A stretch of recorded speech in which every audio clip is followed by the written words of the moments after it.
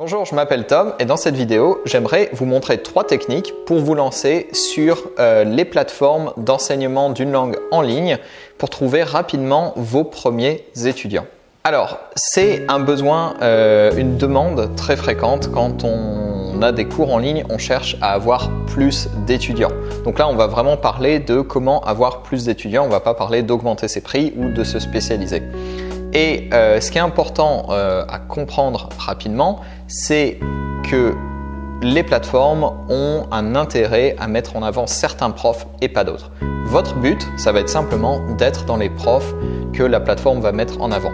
Alors, les plateformes ont des systèmes différents, parfois des algorithmes très performants, parfois pas du tout, parfois c'est juste un listing. Bref, ce qui va être important, c'est de vous mettre en avant en utilisant les ressources à votre disposition que la plateforme vous propose. Quand j'ai essayé de développer mon activité de prof de français, en tout cas de tuteur de français sur la plateforme italki, j'ai vraiment cherché toutes les stratégies juste pour essayer qui pourrait me mettre en avant comme prof. Du coup, j'ai essayé baisser son prix, qui généralement n'est pas la meilleure stratégie, en tout cas pas si on a déjà de l'expérience sur la plateforme. Je vais vous en parler plus loin. J'ai essayé d'écrire des articles, ce qui a très bien marché pour italki, mais ensuite italki ne permettait plus d'écrire d'articles, donc j'ai pas pu écrire d'articles. J'ai ensuite créé des vidéos pour la chaîne YouTube de italki. Bref, j'ai essayé plein de trucs. Je suis même allé jusqu'à un moment à hacker l'algorithme d'italki qui avait en fait une erreur, en tout cas une faille hyper facile à exploiter, qui était simplement que si on cliquait partout sur son profil pendant 10 minutes, on se retrouvait en première position. Bon, le truc c'est que ça m'a pas été très utile personnellement parce qu'à ce moment-là, quand j'ai découvert cette faille, j'étais déjà assez haut dans... j'avais déjà une bonne activité sur italki, donc j'avais pas besoin vraiment de trouver plein de nouveaux étudiants. Et de toute façon, je vous dis ça, mais l'algorithme d'italki a changé, donc cette petite technique ne fonctionne plus.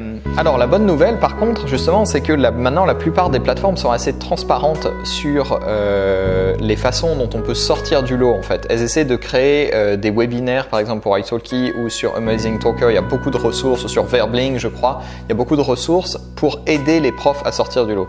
En fait, il y a un réel intérêt pour ces plateformes d'avoir des profs qui soient plus compétitifs, non pas pour qu'ils baissent les prix, mais pour qu'ils aient une compétition plus sur leur spécialité, sur leur qualité, ce qui permet d'augmenter les prix. Et si les prix sont plus élevés et qu'en fait il y a plus d'argent dépensé sur la plateforme, pour la plateforme ça veut dire plus d'argent gagné à travers les commissions. Donc il faut voir que ces plateformes n'ont pas vraiment totalement intérêt à ce que tous les profs se battent et bradent leurs prix. Ce qu'elles veulent vraiment, c'est avoir des profs qui soient actifs avec des étudiants qui dépensent de l'argent pour être avec ces profs. Donc maintenant, tout de suite, les 3 choses pour avoir ces premiers étudiants. Déjà, la première chose, ça va vous paraître évident, mais c'est d'avoir un profil qui attire. Ne faites pas le minimum vital en vous disant « Allez, ça va, j'ai un profil, j'ai ma tête, j'ai une vidéo de présentation parce qu'il faut en faire une, j'ai un peu de description où je parle de moi, voilà, maintenant je vais trouver des étudiants. » Non, non. Votre profil, surtout votre photo de profil et les premières lignes de votre description sont hyper importantes. Faites un tour sur ces plateformes et essayez de trouver un prof. Vous allez tout de suite voir que vous êtes rapidement en train de comparer les profs sur leur tête. Simplement, il y a des profs qui ne vont pas vous revenir. Il y a des profs qui vont avoir une tête de sortie de prison ou une tête qui fait peur et vous n'allez pas avoir envie de prendre des cours avec eux. Donc, ce que vous voulez, c'est vous démarquer au premier coup d'œil. Vous voulez vraiment que, quand vous regardez votre profil dans la masse des profils, vous sortiez du lot. Par votre sourire, par votre photo hyper propre, par votre première phrase d'accroche par exemple. Qui peut être, ce que je vous conseille, c'est de faire une question et de poser la question dans la langue que votre étudiant va comprendre. Imaginons, vous enseignez l'espagnol aux Français, francophones, vous allez écrire votre première phrase en français. Pas parce qu'ils ne savent pas lire l'espagnol, peut-être qu'ils savent déjà lire l'espagnol et comprendre cette phrase sera facile, mais juste parce que c'est plus facile. Ensuite, vous pouvez mettre de l'espagnol dans votre profil, mais vous voulez attirer l'attention rapidement dès la première phrase avec quelque chose de facile à lire. Ce qui est bien, c'est de ne pas répéter des informations qui sont déjà sur le profil. C'est une erreur classique. Par exemple, vous vous appelez Julie, vous avez 30 ans et c'est écrit sur le profil. Alors peut-être pas l'âge n'est pas sur les profils, sur ces profils-là, c'est pas important. Mais on voit que vous êtes prof professionnel et que vous êtes sur la plateforme, je sais pas, italki. Si votre première phrase c'est « Bonjour, je m'appelle Julie, je suis française et j'enseigne sur italki », c'est une phrase de perdu. Elle n'apporte aucune valeur, elle n'attire pas l'attention puisque ces informations-là sont déjà sur le profil. Par contre, ce que vous pouvez mettre, c'est « Hi, are you trying to improve your French pronunciation ?» Quelque chose comme ça. Sur votre première ligne de profil, ça attire l'attention et ça va vous aider à trouver des étudiants. Donc ça, c'est la première chose. Démarquez-vous du premier coup d'œil sur votre profil. La deuxième chose, c'est de jouer jouer le jeu de la plateforme. Les plateformes ont des règles du jeu qu'elles vous expliquent assez simplement. Par exemple, on va prendre une autre plateforme, mais YouTube. Beaucoup de gens se posent la question comment monter sur ces vidéos YouTube, comment avoir des vidéos YouTube très vues. Alors moi, c'est pas nécessairement mon grand combat dans la vie, mais YouTube est assez explicite en fait, en expliquant comment l'algorithme marche dans les grandes lignes et que le but de YouTube, c'est d'avoir des gens qui viennent et qui restent longtemps sur les vidéos. Donc, ils vous disent, faites des thumbnails accrocheurs et faites des vidéos intéressantes et longues, comme ça les gens restent et on va vous mettre en avant. C'est le deal. Et avec les plateformes, c'est à peu près la même chose. Elles vous disent qu'il faut que vous soyez actif sur la plateforme, c'est-à-dire que vous répondiez rapidement parfois, mais que vous répondiez aux questions que les étudiants vous envoient, que parfois vous propose de contacter des étudiants, comme Amazing Talker fait ça par exemple, et vous propose de le faire pour que vous trouviez plus d'étudiants, et aussi vous propose parfois de créer du contenu ou de corriger des exercices faits par des étudiants sur la plateforme. Donc cherchez ces éléments-là et faites-les. En tout cas, si vous avez vraiment besoin de trouver des étudiants rapidement, ça vaut le coup de passer du temps là-dessus.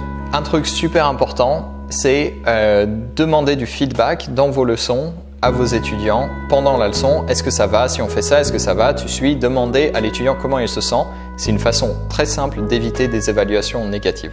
Ce que vous voulez pas, c'est un étudiant qui se sente mal pendant toute la leçon et que vous enchaîniez toute votre leçon sans faire vraiment attention, disant juste « Oh, bon, il a l'air fatigué » ou alors cet étudiant est pas sympa, pas souriant, sans savoir ce qui se passe. C'est très simple de juste demander à l'étudiant « Ça va? C'est pas trop dur? Tu suis ?»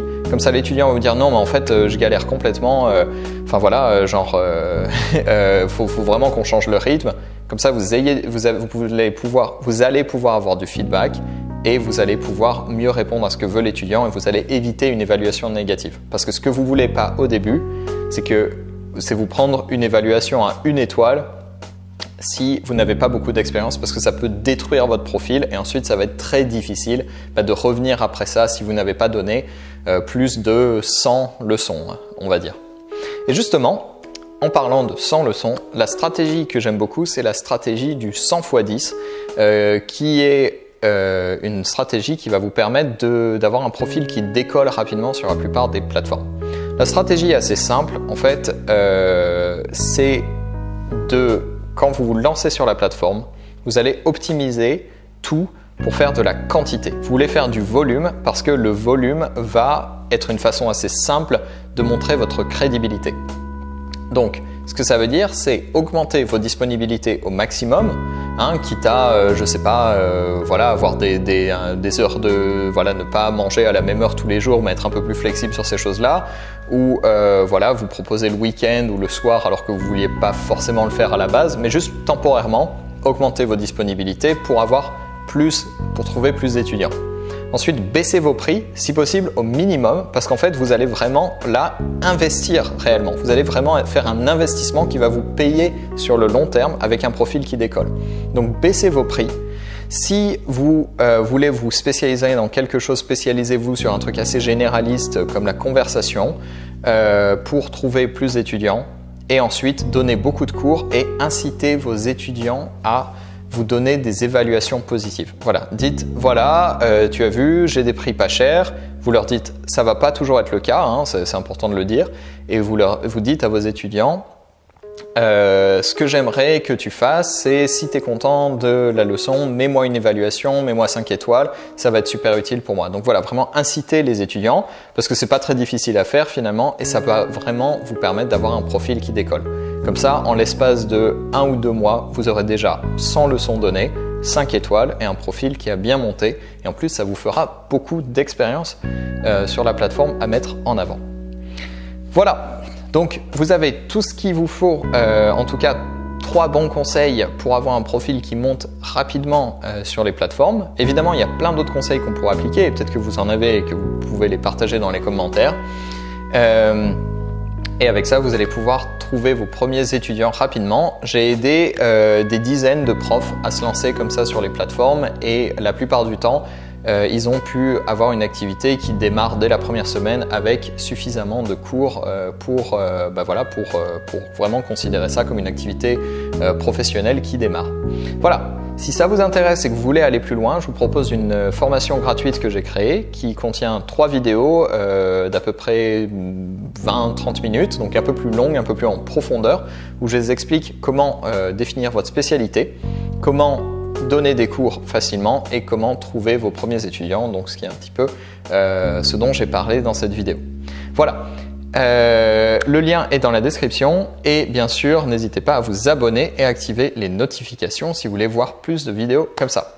Voilà, au revoir, à la prochaine.